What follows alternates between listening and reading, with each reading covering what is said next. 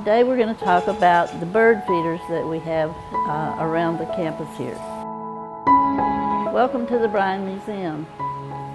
Looking over to the front yard, we have a bird house that was custom built to be a miniature Bryan Museum.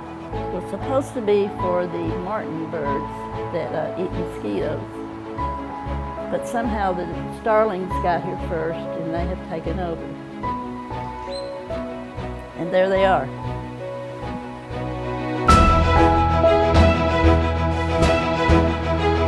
The other bird feeders we have are situated in the back of the museum and on the side. They are flat platform bird feeders made from cedar, and they're hanging in trees.